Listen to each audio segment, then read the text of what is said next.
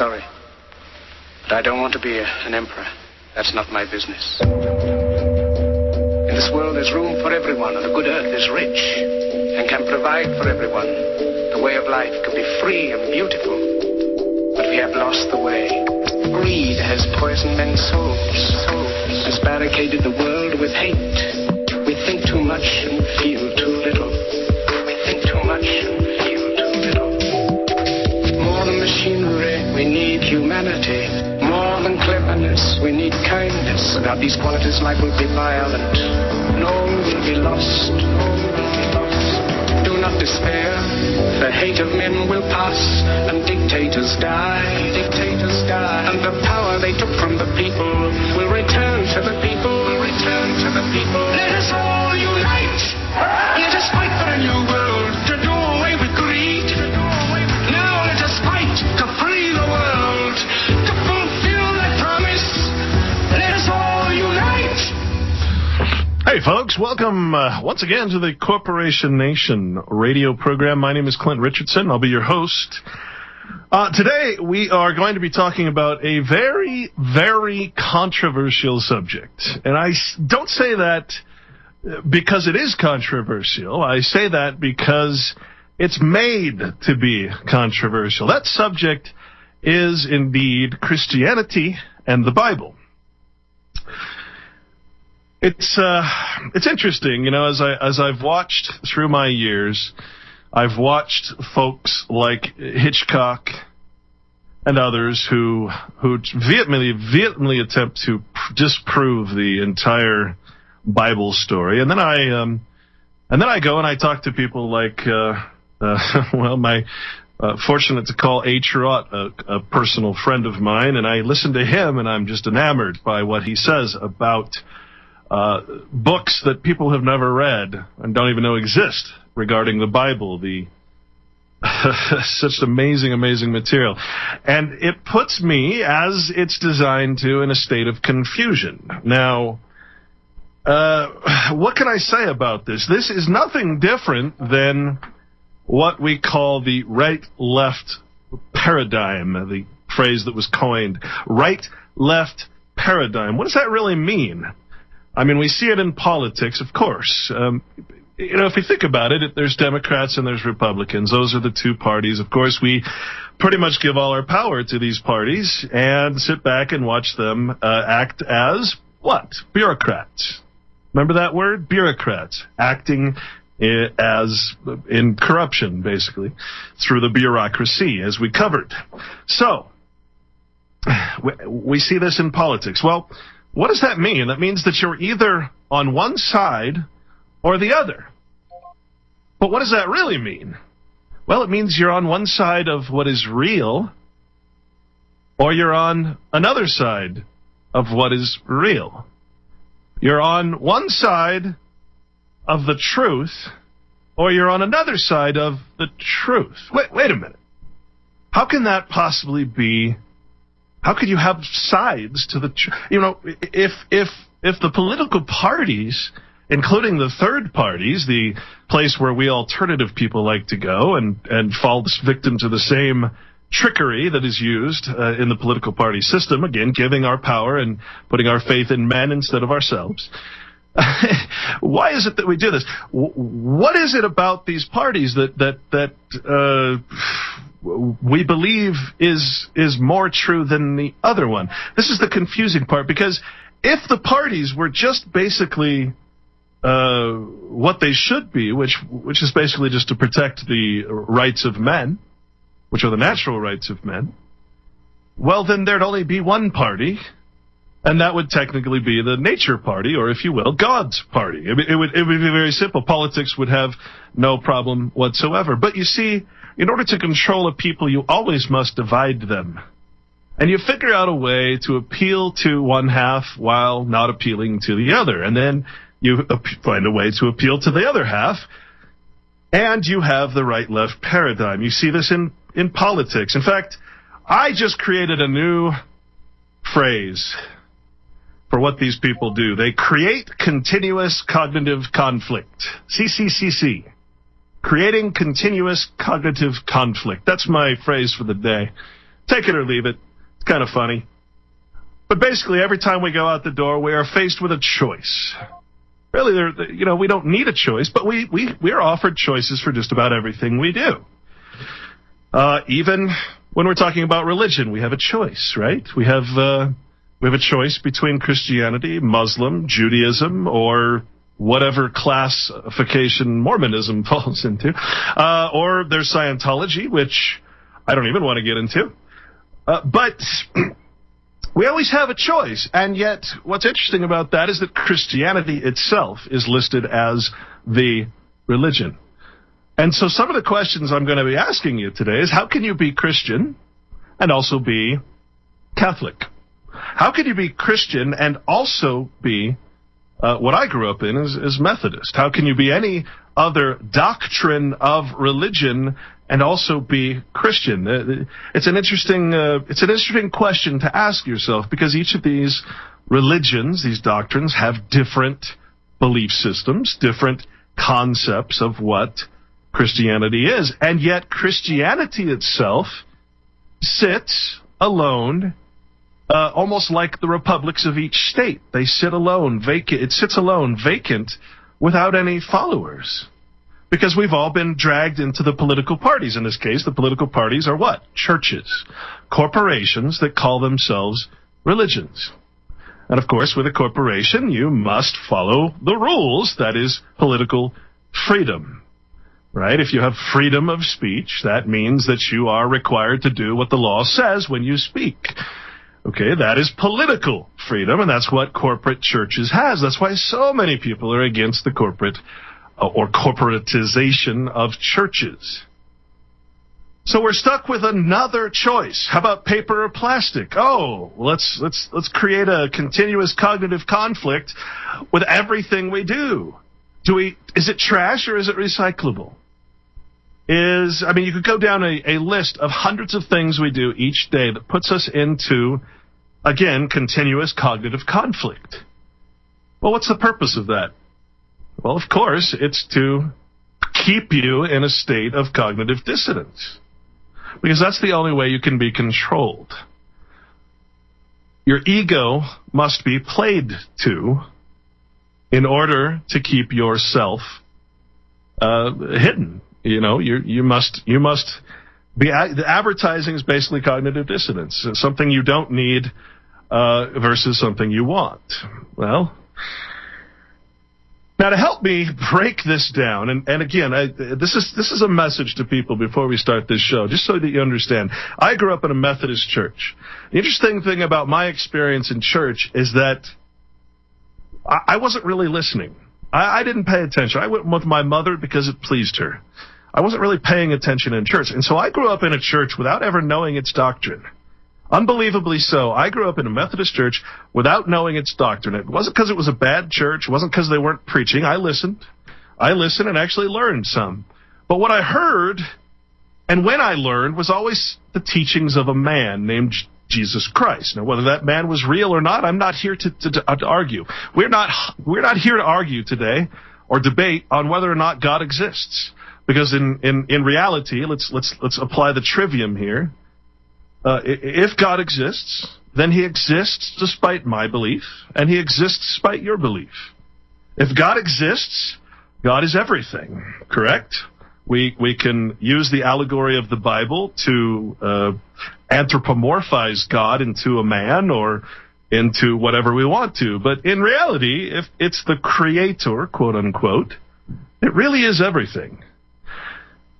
And so the easiest way for me to identify with God is simply to replace the word God, not replacing God in any way, with the word nature. And then suddenly the Bible makes complete sense. Suddenly the Bible becomes a tool that men can use to truly be Christian. And we're going to discuss what Christianity is when we get back.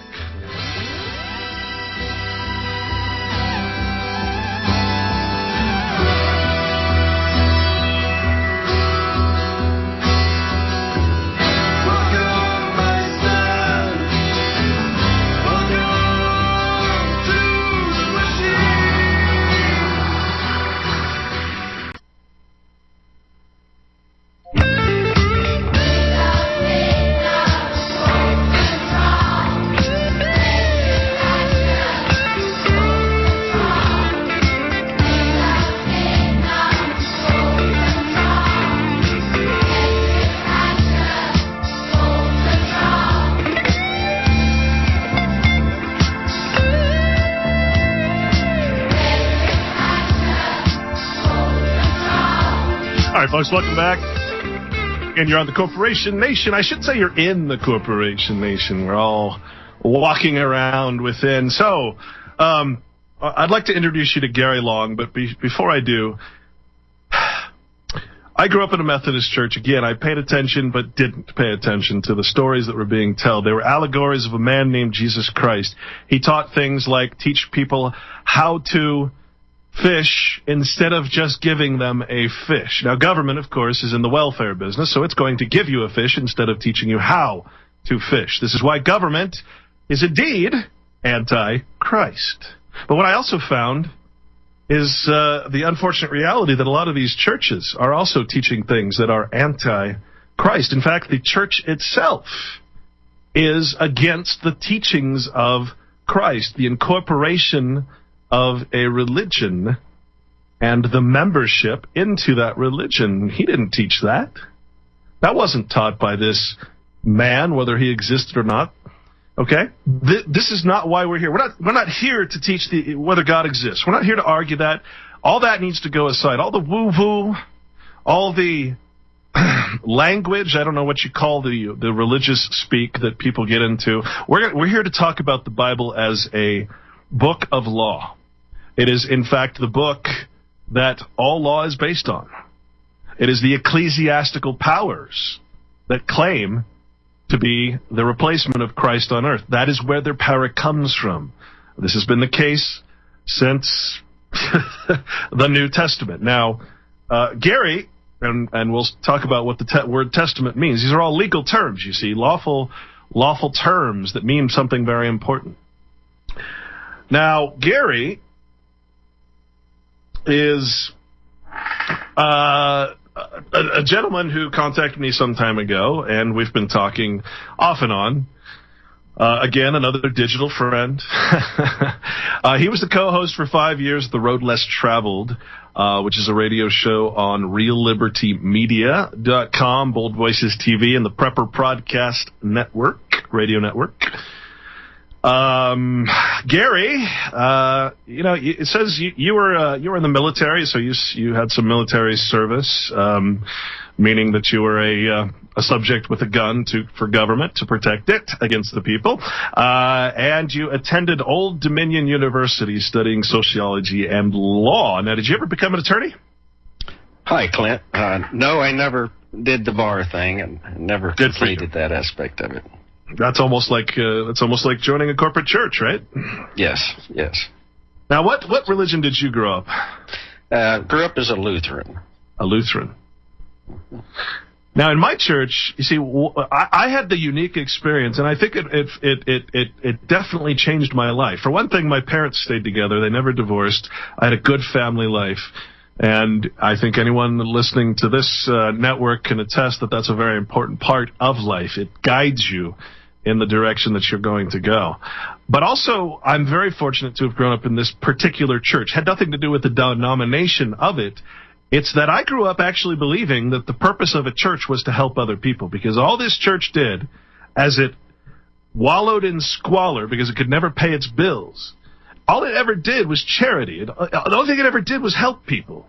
And so that's what I actually thought church was for. I thought it was a place where good people got together and did some weird, wacky thing on Sunday, and then on the rest of the week, all they did was help people. We'd feed the homeless. We'd, all these different things.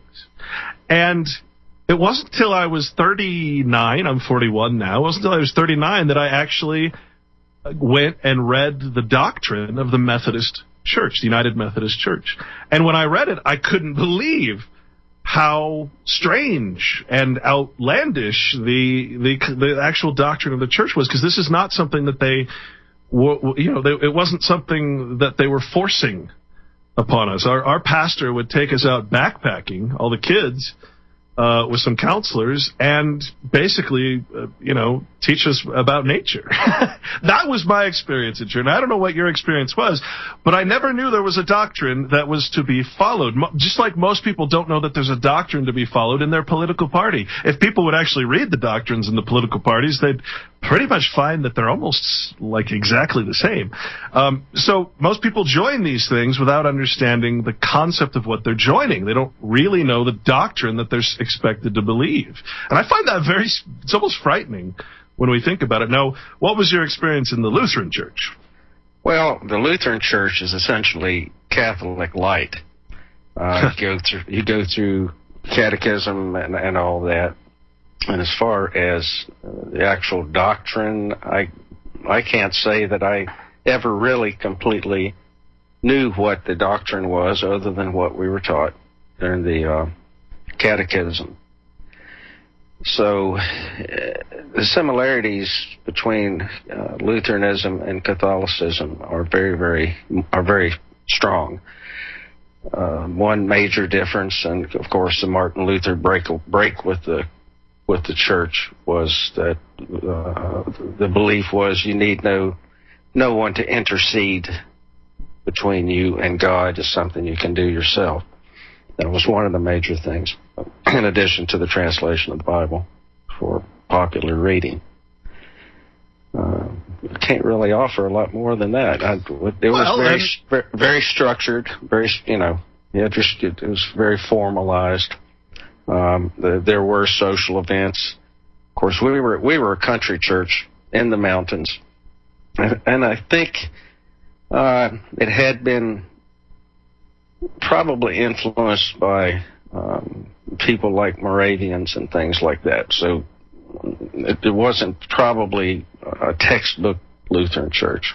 Well, see, here's my problem. Not once did you say the word Christian. No. And that's my point, because generally we don't talk about the very thing we're there to supposedly acknowledge and, if you will, worship. I haven't looked at the word worship, but I've looked at every other word. But the word worship, I'm curious what the legal function of that word is too. But the thing is, all of these words out of the Bible are now they're the words of the law, and I just am finding I'm coming into a realization of what the Bible really is. I looked up some words just to give you an example of the word testament, and I found this to be fascinating because the word testament has several different synonyms. Proof, a testimony or a testimony like you give in court, an attestation, similar to testimony, a covenant, which is a legal contract, a confirmation of something. And most interesting, it is evidence. So in other words, a testament or testimony is evidence of law. It's also an instrument. In other words, a financial instrument, if you will. Every word that is similar to testament just happens to be a legal or financial legal term. And I thought, well, hey, so we had the Old Testament. In the Old Testament, we had Moses come down and bring the law. That's what he did. That's what the Ten Commandments really were. He was bringing the law. And interestingly, I had someone say that, suggest that he was using the Delphi technique. In other words, this is the law, and it's the consensus of God. Mm-hmm. You can't argue with it. Here's the Ten Commandments. This is law. So, when I look at the actual red letters of the Bible, and please understand, I'm not a Bible scholar because that's not what we focused on. But when I'm reading some of these red letters, what Jesus actually said in the Bible, I no longer consider it religion. I consider it a guy telling me how to live life without government and without religion. We'll get back on that thought after the break. Living in the street. Oh, there's a solution. It is like a finger pointing away to the moon. Don't concentrate on the finger or you will miss all that heavenly glory. Empty your mind, be formless, shapeless, like water, like water, like water, like water. Water can flow or it can crash. Be water, my friend. Running water never goes stay there. So you gotta just keep on flowing, keep on flowing. All right, folks, welcome back to the Corporation Nation. Again, on the phone with me is Gary Long. And Gary, I don't want you to hold back, man. If you hear something I say that is going the wrong direction, if I'm incorrect about something, I don't want you to hold back, and we'll take calls as well. And I know a lot of people. This is a controversial subject, and I want to say that I am trying to find a middle ground again between that right-left paradigm that we have of either believing in God, believing in Jesus, or not believing, and thus, as a non-believer, throwing the entire book or the Bible out with the bathwater. Likewise, those who do believe seem to miss the whole point of the Bible because they're so caught up in the religious aspect of it, the corporate stories and what's been built around it, and yet there's this essential truth that's right in the middle down there that all of these people seem to be missing. And it's something that's very much affecting my entire outlook. And it has nothing to do with quote-unquote religion as we know it today. It's not anything but recognizing that you, indeed, are God, the Son of Man. This is an incredible understanding. And again, the teachings of Jesus are very, very specifically geared towards living in the natural law. So I don't want to focus on one side or the other. I want to bring everybody together in an understanding of what was being said there. What do you think about this? I think you're right on the mark. In fact, Brenna's listening, and I would say that you're starting to sound like an Indian. Because the respect for the Creator and all of creation, or nature, if you will, as you pointed out. One thing I did do while you were talking, I did the etymology on the word religion. Is that something you'd like me to share? Sure, absolutely. Okay. Circa the 1200s, a state of life bound by monastic vows. Also conduct indicating a belief in a divine power. And it goes on to say piety, religious community, respect for what is sacred, reverence for the gods, plural, conscientiousness, sense of right, moral obligation, fear of the gods, plural again, divine service, religious observance, a religion, a faith, a mode of worship, so forth, so on. But where it gets interesting, when it gets into the etymology of it, Cicero derived the term religare, meaning go through again in reading or in thought. In other words, like rereading or rethinking something. And I found that a rather curious etymology. Well, yeah, and when we take all of these words, there's some of them that I would have never thought to look at them in the Bible, or excuse me, in the legal code, in the legal dictionaries, until someone pointed me to them. So I'd like to read you another word that's in Black's Law Dictionary, and that word, oh darn it, I just lost it, of course. That word is evil. Okay, now remember, in the legal code, in the legal language, it is unemotional. It has no love, no hate, no nothing. It is simply, in my opinion, the legal code is simply a code of human trafficking. That's really what it is, how to treat commodities. Like any other financial report, like any other actuarial, that's really what it is to me. So let me read you the definition of evil. And then I'm going to read you the synonyms and the origin of the word sin. Okay, evil, it says, and listen to this very carefully, folks, it is evil, it is an evil, within rule, that either means or end of conspiracy must be evil. So the end result of a conspiracy must be evil if it's to frustrate or impede a government function. Whether that function is performed under a constitutional or an unconstitutional law. Okay, now, if you didn't get that what that was saying, it's kind of hard to comprehend. It says that it is an act of evil to conspire against government, even if it is acting under an unconstitutional law. Okay, that is what the courts consider an evil. You see that it has nothing to do with God. It only has to do with what some people refer to as Lord God. There are some folks, and I haven't really got into this yet, but they say that God was mentioned only once in the Bible, and that is at the very beginning when it says God created the earth, right in that first section of Genesis. And the rest of the Bible is referring to what is known as the vicar of Christ, the Lord God, uncapitalized, the replacement of God on earth. Who is that? Of course, it's the Pope and the crown.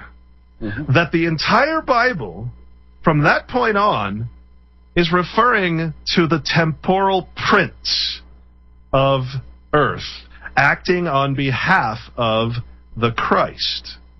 That I find to be a very interesting argument. And as we go further into the show, not this show, but future shows, I'm going to certainly try to expound on that and get both sides of that coin. But I just wanted to throw that out so people understand. But the important part here is that these words are in the legal code and they have nothing to do with God or the Bible, other than the fact that the Bible is the very foundation of the entire law. So to say that it's a sin to go against government, that's basically saying it's a sin to go against the church or the vicar that's acting, government acting as the Christ on earth. What's your thought on that? Well, I think you're right on it again, and actually, the continuing etymology of religion plays right into that, because other writers, Servius, like Augustine and so forth, they looked at it as to bind fast or to place an obligation on, or a bond between humans and gods. That gods, plural. Right, plural. Plural. And that sounds somewhat interesting when you look at it from a legal context. So in other words, gods on earth, which are the vicars of Christ, basically. All of your when you look at the word vicar, it's bishops, it's the Pope, it's the crown, it's all of these people assigned by the church to rule in Christ's absence, basically. I want you to look up another word for me, because I got all my computer screens full right now. Would you look up the word vow for me? Because you used the word vow. And what's happened in government is they've taken the vow and they've changed it into an oath. Now, the word oath, when we look at where that comes from, it's called the sacramentum, or the sacrament. It is the pledging of loyalty to, again, the gods, which are the government, to the church and the government. It's fascinating when you start really looking into that, because eventually you see that the sacramentum gives you, according to the legal dictionaries, the power. Oh, if I can remember how that goes, it's the right, RITE, to the keys of the city. That's what the sacrament is. So they've taken the word vow and they've replaced it with an oath, and I find that to be an important piece of the puzzle as well. Okay, vow. From Anglo-French, Old French, Old Latin, mortem, a vow, wish, promise, declaration. To promise solemnly, to pledge, to dedicate. Oh, how else does it go? Well, pledge is a very important word, too. In fact, I wanted you to talk about that today, the ancient system of what pledging is. But go on with vow, please. That's really pretty much as far as it goes. So it's more of a. It sounds like more of a 1300s. Yeah.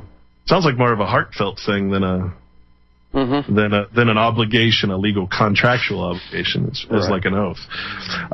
Okay, so let's go to the word sin.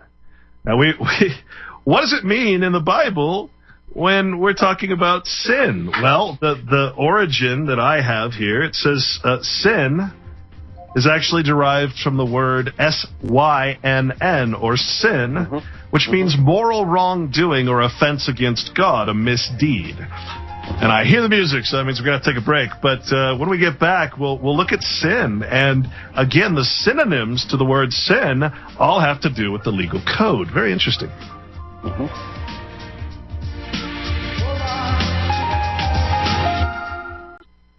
And the men who hold high places must be the ones who start to mold a new reality closer to the heart, closer to the heart. All right, folks, welcome back.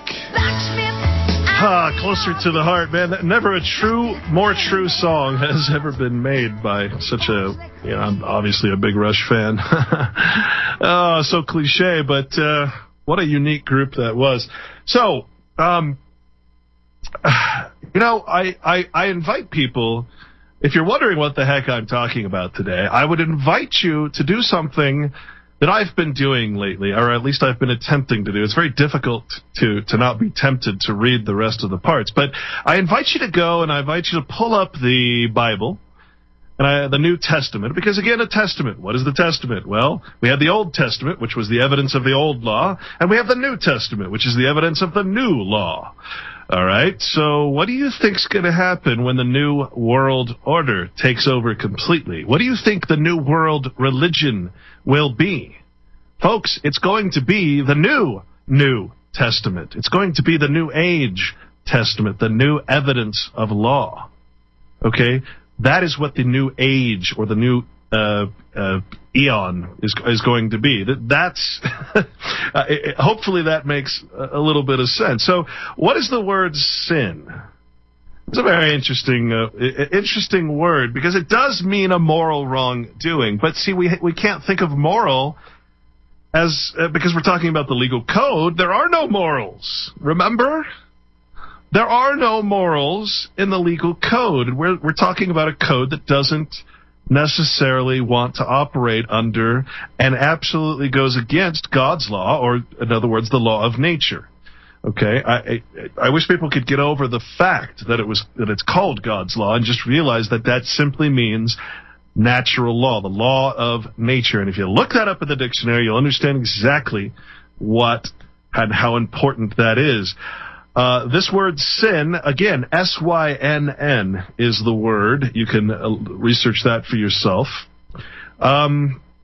Sin, transgression, trespass, offense. See here. The semantic development is via notion of to be truly the one who is guilty. All right, again, guilty, we're talking in the legal realm here. To be found guilty of something. That is the original version of sin. Remember, we're talking about evidence of law. Okay? If this word sin was used in the Bible, it was being used as evidence of law. So this was the prima facie. In other words, on the face of, in other words, this is the best evidence supports until it's rebutted that you have sinned, and you must then rebut that evidence. So that's what sin is, to be found guilty of something unless you can rebut it.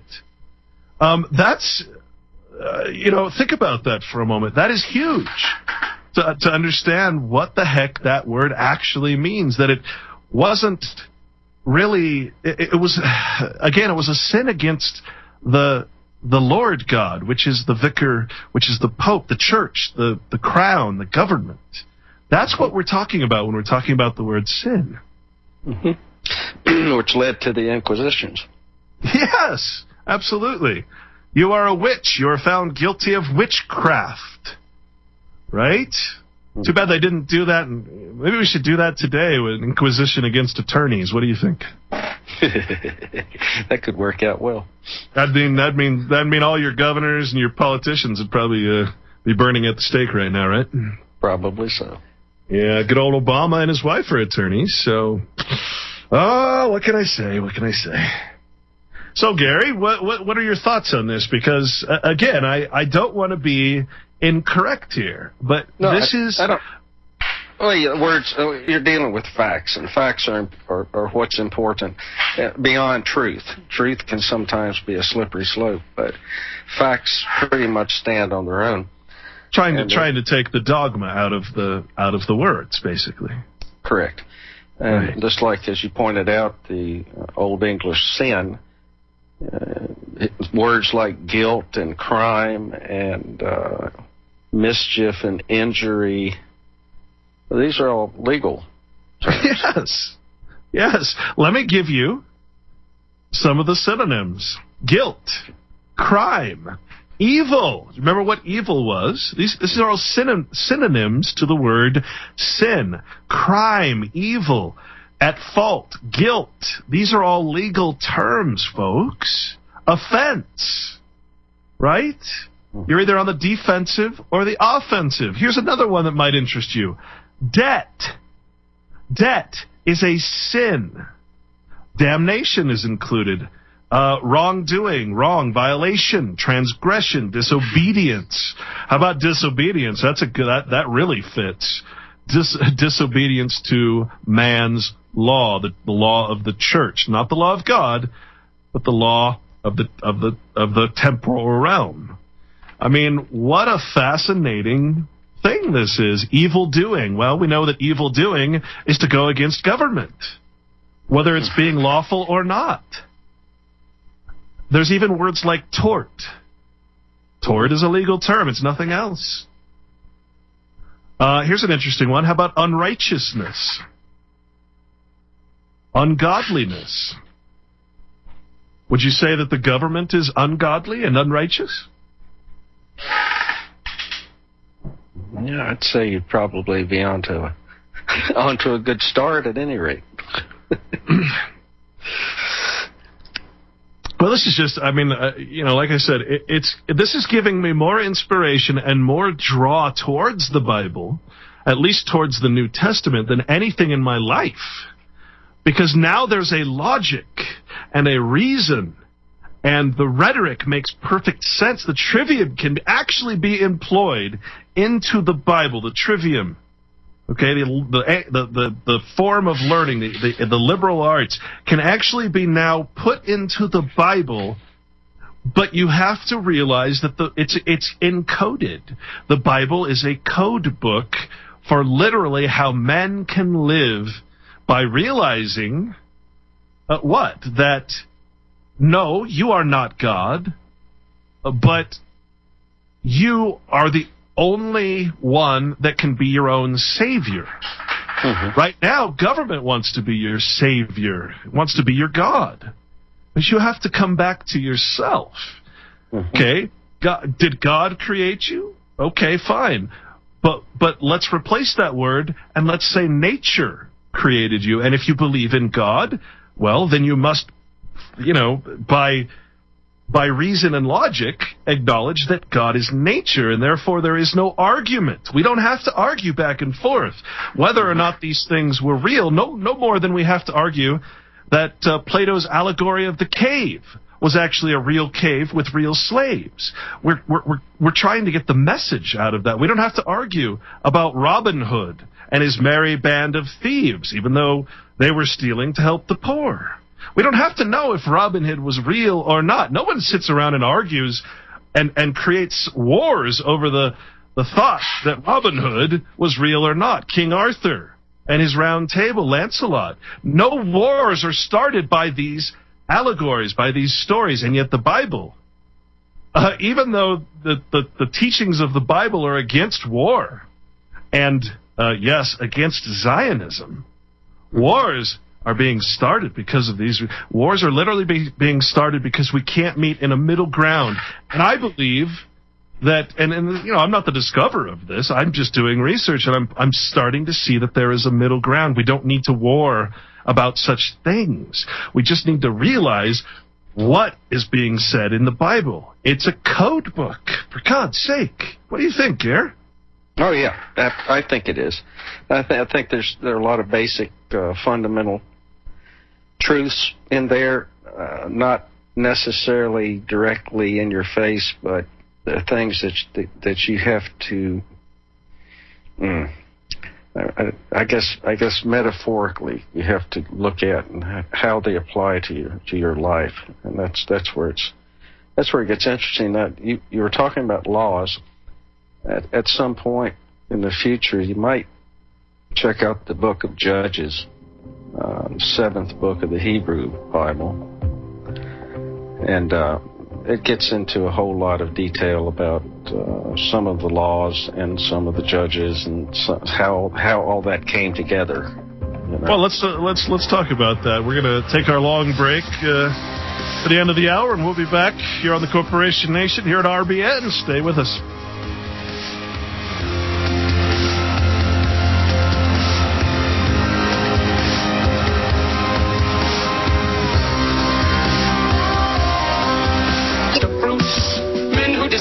You enslave you, tell you what to do, what to think, and what to feel, who drill you, diet you, treat you like cattle. Don't give yourselves to these unnatural men with machine minds and machine hearts. You are not machines, you are men. You, the people, have the power to make this life free and beautiful. Let us use that power to make this life a wonderful adventure.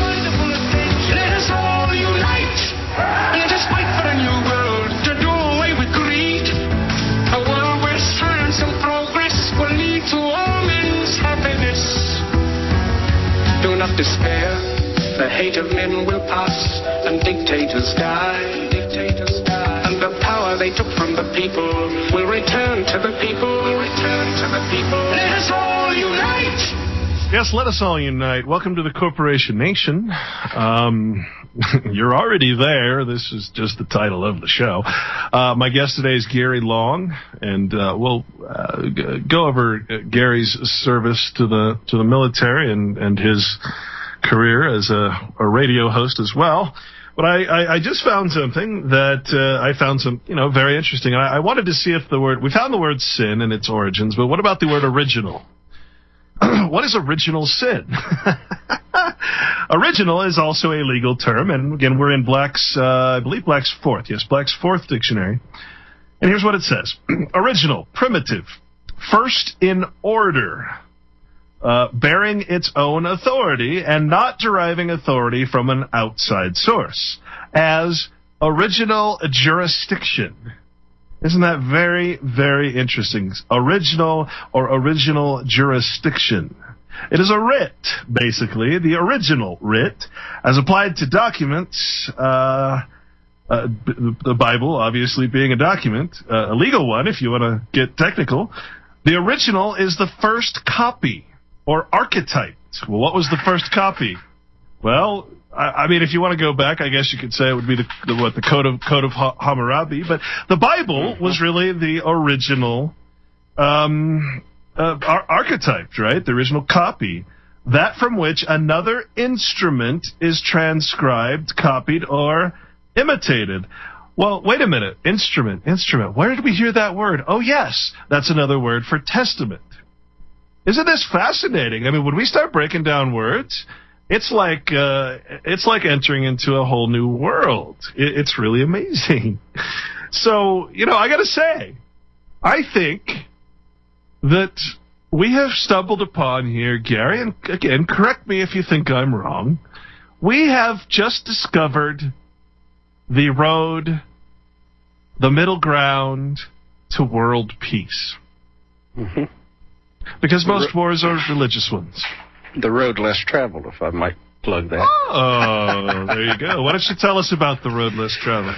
Oh, I didn't want to get into all that. I just thought I'd throw that out. We had a show, and we talked about many things, just like what you're actually talking about.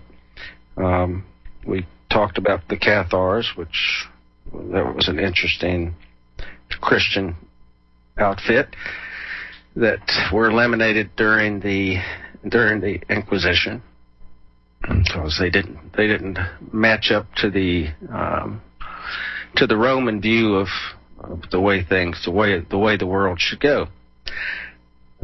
That's and we talk about self reliance and and responsibility, self accountability. Well, let me ask you this. Let me ask you this. Since you're talking about self reliance and self responsibility, that's again only accomplished if you live without government, because government becomes your savior, your responsibility, and you have limited liability. Government takes your sin upon it. Your sin being transgressions, violations, evils, and all that, all these legal terms. So wouldn't you say then that all these commercials you hear about storable food, and when the shock jocks come out and tell you the world's going to end so that you buy more storable food, and all of these things that are being sold to us, doesn't that basically go back to what Jesus taught in the Bible? Again, fictional character or not, doesn't matter. It's not the point of the whole show here, the whole concept. Isn't self-reliance and food, being responsible for your own actions and all the things that we talk about, isn't that exactly what's in the Bible? Sure. I guess I should say this. Didn't Jesus come along in the Bible and say, what the heck or what the hell is going on around here? Here's how you should live. Right.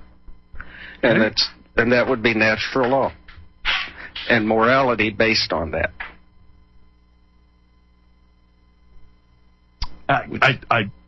Again, I've heard people say this is the road to the meek shall inherit the earth. I've heard so many things, but now it's actually starting to make sense. It really is. So go on, tell us more about the road less traveled. Are there archives? There are. They can be found. The ones that still exist can be found on Ustream. Just look up the show title on Ustream and can find the archives for a couple of there. The shows for Merovingians, that was fun to do, and of course the Cathars was fun to do. Trying to stay topical here. Well, they were guilty of sin, right? They were sinning against government.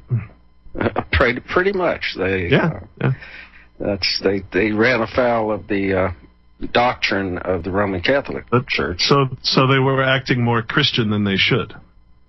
Well, they were considered good people by those who lived around them in France. So apparently they were. Well, Gary, is there any things that you think that you'd like to add to this that'll really put it forward for people? Yeah, I want to kind of step back a minute. We were talking about the original document, I guess you'd say.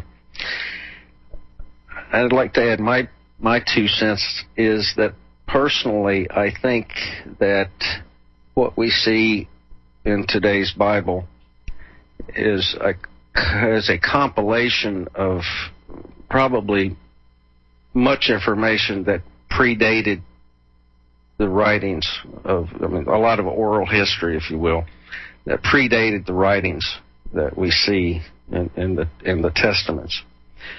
And speaking about just like the judges I mentioned before the break, that's part of the Deuteronomistic history. So that's some of the original Bibles of the Torah, or the original books of the Torah.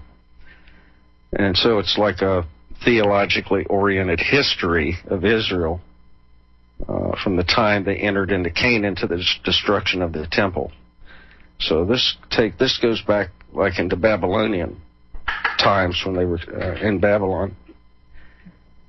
And then you mentioned earlier Hammurabi. I think that was a very good thing to bring up, because Hammurabi predated this period, because according to the judges were set between 1380 BCE and about 1050. So Hammurabi predated that, and Hammurabi created the first known written codes of law. And one study. Who was this Hammurabi guy anyway? Well, Hammurabi was now depending on who you read, he was either a Sumerian or a Babylonian prince. and he claimed his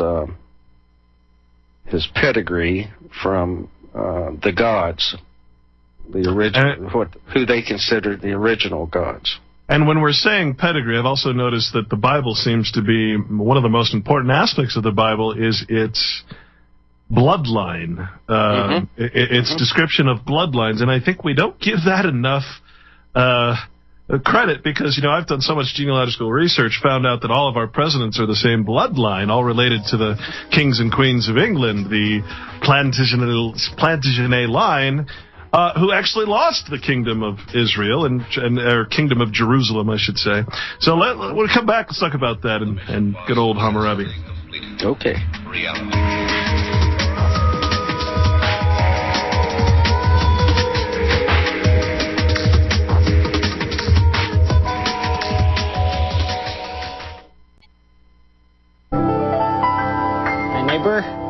Welcome again to this neighborhood. I'd like to show you something. You know what this is? Or maybe if I press this button. There are so many things to learn about in this world, and so many people who can help us learn, and so many people who can help us learn. Did you ever grow anything in the garden of your mind? Hey, folks, welcome back. You can grow again, you're on the Corporation Nation. This is day 5 of the broadcast. Eventually, I'm going to stop saying that. But I just wanted to say I'm happy to be here. And if Mr. Statmiller is listening, again, I want to thank him. I want to thank Miss Deanna Spingola for constantly giving me a soapbox on her show, which basically led to this one. No other two people I think I can give my gratefulness to. So again, thank you, folks. And now you guys are stuck with me in this time slot, so I apologize for that too. But you got to admit, this is an interesting show, and I think I think that this is going to be expanded upon as we learn together. And I think we'll have some different guests on that have different opinions. And the beautiful thing about this, again, is that I believe this is the safety bridge. This is where Christians and non-Christians, or people who believe in God or don't believe in God, where anyone can come and have a reasonable and logical conversation within the trivium even about the Bible and about law and the origins of law. And I got to remember, or I got to press this issue.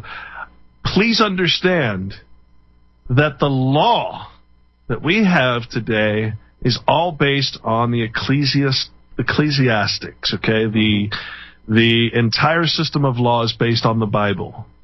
Okay, and again, it's not that it's based on the Bible as much as it's based on the fact that the law stems from the replacement of God on earth in the temporal realm. When we look up the word temporal, we see it means unspiritual. It means artificial. Okay?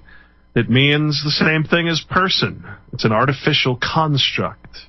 Okay, that's what temporal means. It means temporary until God's return, I suppose, would be the best way to say it. So again, when we go and we ask our police, where do you get your authority? Well, they say, I get it from my police chief. Well, where does he get his authority? Well, he's appointed.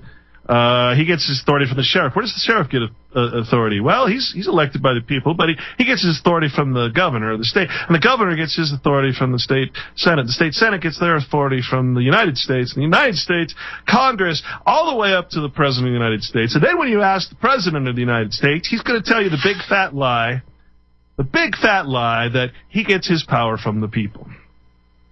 That's what he's going to tell you. But in truth, if that was the case, then the whole system would break down immediately. I would just say, well, then I don't give you my power. Goodbye. Thank you very much. But when you consider that the entire legal structure, the entire system of law is based on a higher power, well, suddenly the authority that these people claim as psychopaths suddenly starts to make sense.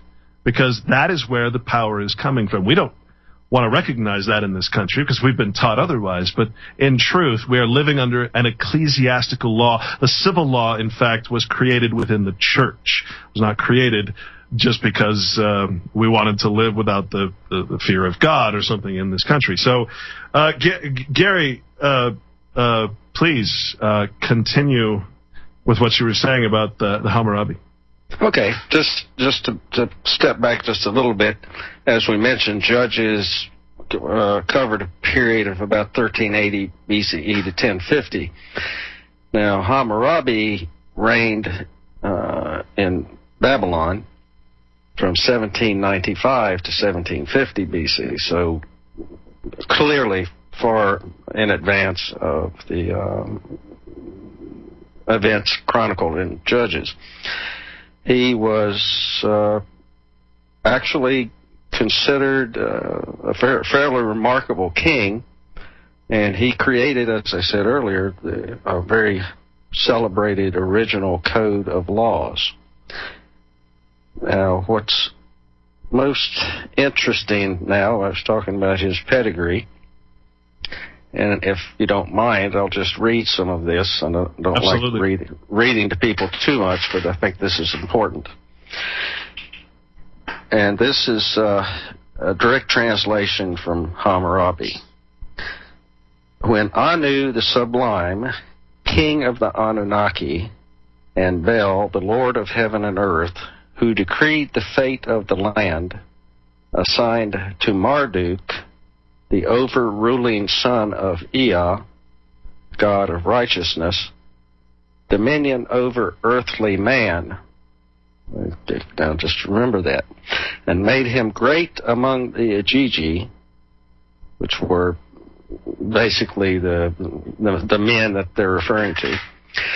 They called Babylon by his illustrious name, made it great on earth, and founded an everlasting kingdom in it, whose foundations are laid so solidly as those of heaven and earth.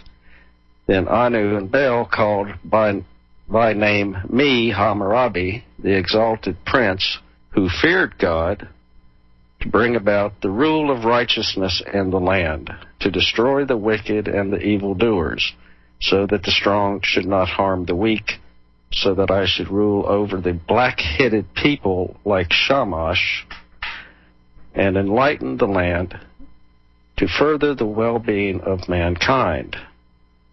Now, Shamash was a Babylonian sun god, so he was associated with justice. Now we're talking. Now this is the law. I'm obviously not going to go through all the whole code because it's very extensive.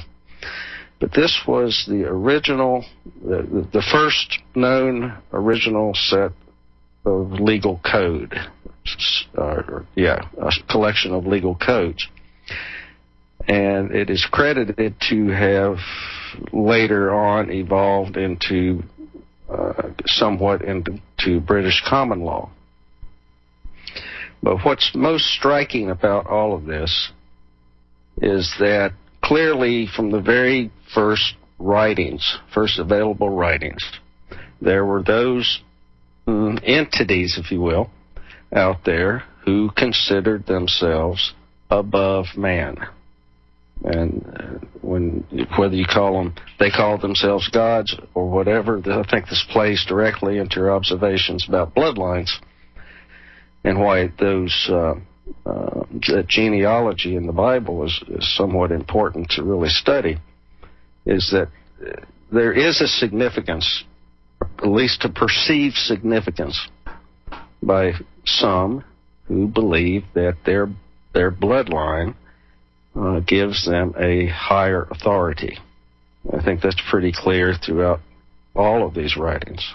Wouldn't you agree with that? Well, yeah, and again, we're going to challenge the entire belief structure of Americans on this show, and this is just the beginning here. One of those belief structures is, unfortunately, the faith in a piece of paper called the Constitution.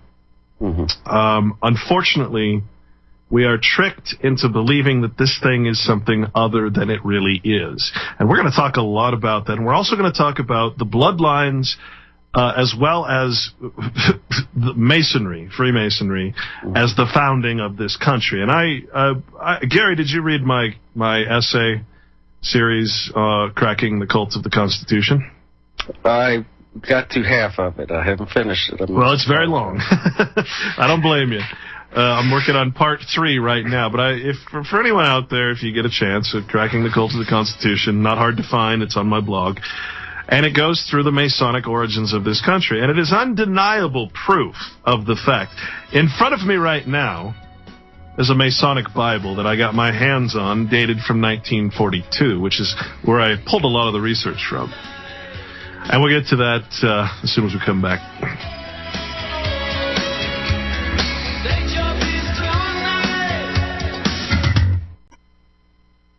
Hi, neighbor. Welcome again to this neighborhood. I'd like to show you something. You know what this is? Or maybe if I press this button. Imagine every person that you see is somewhat different from every other person in the world. Some can do some things, some can do others. Did you ever think of the many things you learned to do? Welcome back, folks. Did you ever grow anything? I'd like to answer a request from one of the listeners. I apologize. I'm sitting here with a computer in my lap, which is a laptop, and another laptop open, a giant Masonic Bible, a keyboard, a mouse, and another giant computer with a big microphone in my face. And the listener wanted to know if I was ever going to do a chat room, and I think I will. I think I'll probably start that next week, but I'm going to have to ask listeners to help me out with that because I've never really participated in the whole chat thing. Said something about Chat Tango. Maybe the listener can contact me. My contact information is on my blog at realityblogger.wordpress.com. Maybe help me set that up, and then we can have a little more interaction. Also, we'll be taking calls. If you want to call in and talk to Gary or myself, please do so. Oh, I know the number's around here somewhere, but I don't have it in front of me. I wanted to read one thing before we continue. This is right from the Masonic Bible here, 1942, red letter edition. It says, Defense of Democracy in the Land of Liberty. Now, these terms are all very Masonic terms. Liberty, as we discover when we read the legal dictionaries, and freedom and all these words have very specific meanings, and they're not what you think. You should be very cautious. And after reading this, you'll understand why y'all should be very cautious of what the Constitution is and what our system of law is. George Washington, the founder of this country, was the first Grand Master of Masons of this Commonwealth, comprising the, it's hard to read, it's in cursive, the 13 original states of this land of liberty, capitalized, which means it's a legal term, founded in the principles of brotherly love, capitalized, faith, hope, and charity, all capitalized, proper nouns meaning a very specific thing, not what you think, the vital breath of which is individual liberty, again capitalized, and equality, basically. What it goes on to say, it says that all the generals were Masons, everything in the country was founded by Masons, proving that, quote, this land of liberty was formed by Master Masons. But this is the important part, especially considering what we've talked about thus far. Now as then, quote, Masonry's challenge is the Holy Bible. Its teachings from the center to circumference, symbols of the everlasting. Okay? I did so much research into this whole Masonry thing and the founding of this country, the Constitution, everything else. But when I saw this and I understood that the Masons are actually against the Bible, they use it as a very important, special book, and they transfer or they switch it out with the Quran, if you're a Shriner, or the Talmud, not the Torah, but the Talmud, if you're a quote-unquote Zionist sect. So when I read this, and this is right in the Bible, of course, and of course the first thing you see is the rebuilding of the Temple of Solomon, which is actually the goal of all of these groups. In fact, when the queen is anointed as the vicar, they don't just say all hail the Queen or long live the Queen. They say long live King Solomon, long live the Queen. So, Gary, sorry to keep taking up so much time, but I'm so excited about this subject because I feel it's a way that we can really be free men in the true sense of the word, and the fact that it all stems from this book is both the evil and the good all stems from the same book is a fascinating subject. Can you tell me more about the book of Judges? Because again, I'm not a Bible scholar. Tell me what's in the book of Judges. Essentially, book of Judges, like I said, it laid out the history of the Hebrews, of the Hebrew tribe, as they as a blood. Well, no, history is of their experiences in the land that God had promised them. Okay, now I guess this is kind of interesting to me that, in a nutshell, what happens in Judges is that the Hebrew people are good. They worship Yahweh, the God of Israel, but then they slip, and much like in the Moses coming off the mountain, they slip and start worshiping other gods, and then they're delivered into the hands of captors and so forth until they straighten themselves out, and then they get back in favor with Yahweh. So what's fascinating through all that is a belief in the existence of multiple deities. Okay. Well, that was going to be my question. The first thing you said is that God promised them something. And as we kind of discussed, well, when it says God, is it referring to God or is it referring to the vicar of God on earth? Was it a king that promised them? Or was it, that's a good question. And of course, now they're reclaiming, or you got a bunch of people hiding and pretending to be the original Jews, reclaiming the kingdom of Jerusalem, where they're going to, right now, planning in Parliament to rebuild Solomon's temple, the third temple. I mean, it's all coming together. Mm-hmm. And I think your point's well made. They speak of Yahweh. Now, Yahweh is considered the Hebrew God. It also is a name that comes up in actually some other belief systems, coincidentally. But when we relate all this back to the Hammurabi thing, clearly in his own writing, Hammurabi is no more than a man. Okay. Now, he claims title, I suppose, from having been smiled upon by all these different, well, they all weren't different deities, but there were several. Well, no differently than the Pope or the Queen or anyone else, right? That's kind of where I'm going with that. Yeah. And so we're claiming an authority, or a man is claiming an authority, like the vicar of Christ, so to speak. Okay, so you can see this repetitive pattern all through history of one class or group of people claiming an authority over everyone else based on their claim that they have been anointed and given permission and authority to do so by a higher being. That's kind of a tough thing to swallow, I suppose. if you don't know. Well, it is. It certainly is for me. But this is dictated the fate of people all through the fates of people all through history. And I think this goes right back to your observation about what true Christianity is. It's not about all this structure and control and telling everybody what to do, and it's living a good life respecting nature and living within nature.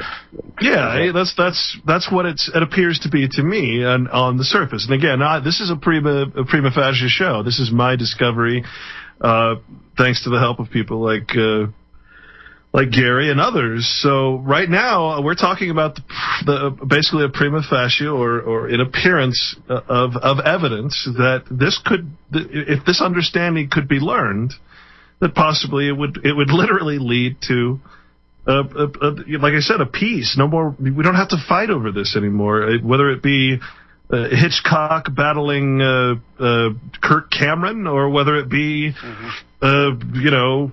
United States battling some other country. It's not necessary, and it's psychopaths claiming to be God that are doing it. That's the right. Frightening part.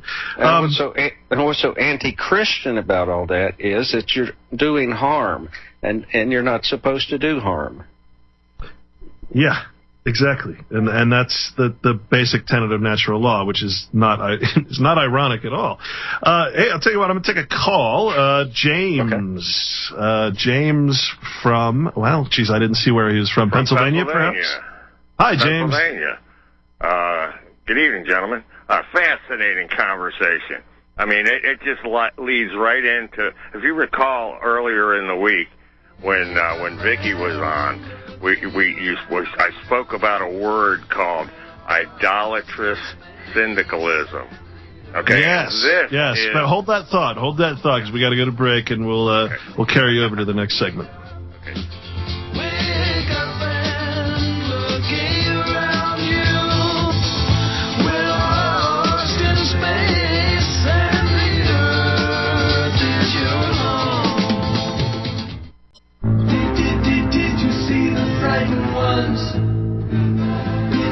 Did you hear the falling bombs?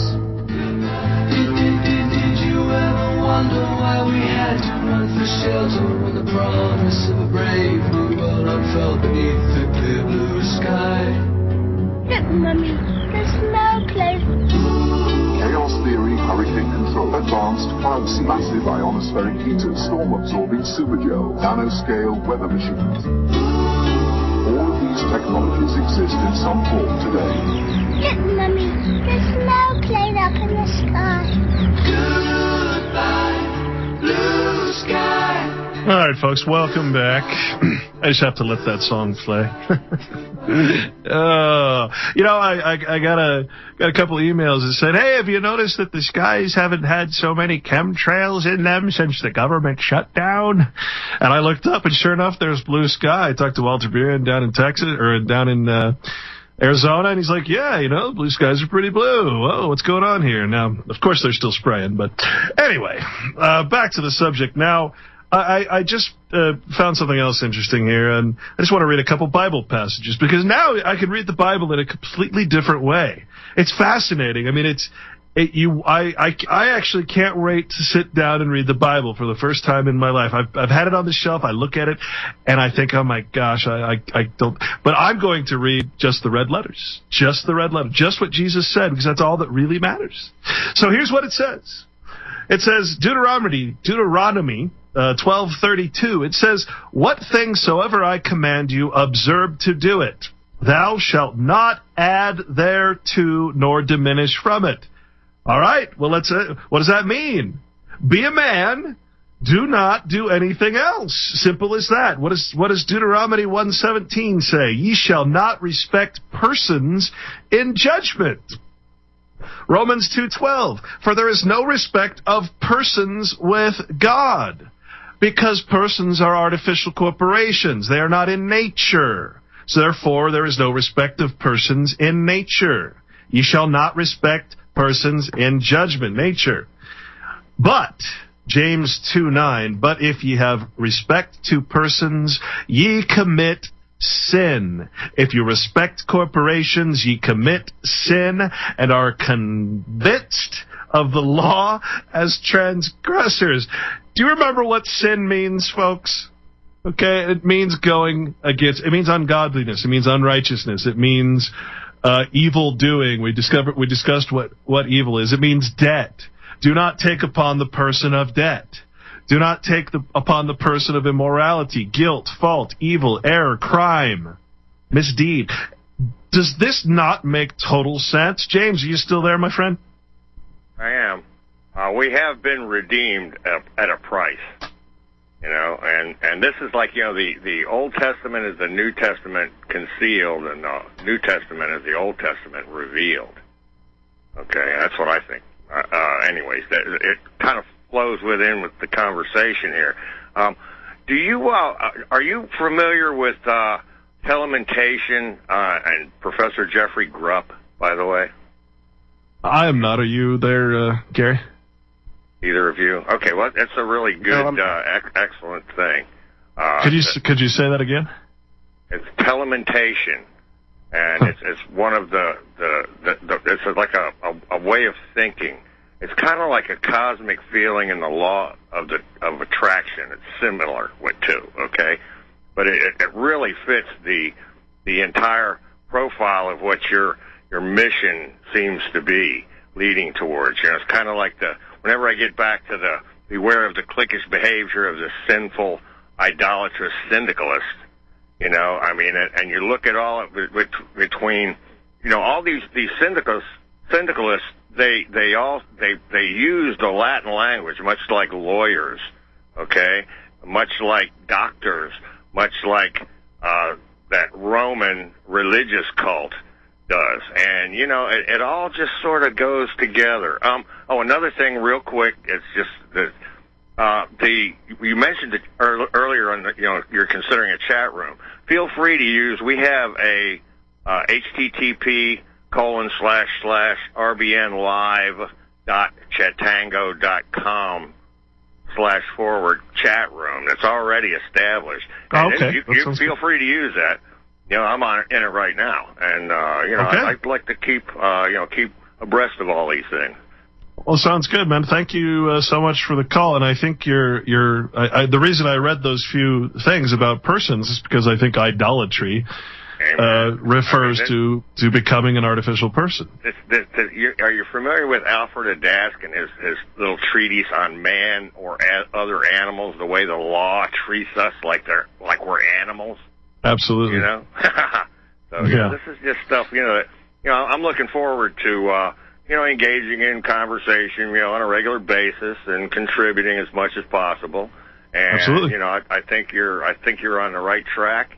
It's fantastic. I listen to Deanna all the time too. I mean, I'm a avid. You might even call me the hall monitor for RBN because I listen continually. I mean, even in my sleep, I listen to it. I've trained myself to sleep learn. I used to be a musician, and we would learn our sets by repetition on the 8-track tape. It's kind of neat. We record the things and do it.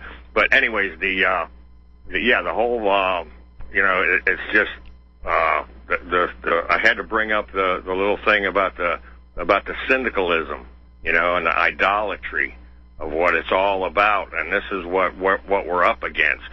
That these group of individuals, whether it be the church, the crown, or the three empire cities. You got London, you got Rome, and you got Columbia. Unfortunately, they've turned the U.S. into no offense, please, but they've really turned us into the brainless military arm. Oh yeah. The treason involved in the military is just atrocious. Yeah. Hey, thanks for the call. We're getting towards the end of the show. I gotta wrap it up here. And by the way, Gary, if you'd like, I know that again I've been excited this show, and I've probably ran my mouth more than I should have, and have probably talked over you a little too much. I'd like to invite you back on Monday, if you'd like to come back. We talk more about this and make it actually a call-in show where we can all discuss this and put our ideas forward. I don't know if you're up for that or not, but I'd like to do that. I'd like to invite you. Yeah, Monday's going to be tough. My next available day would be Wednesday.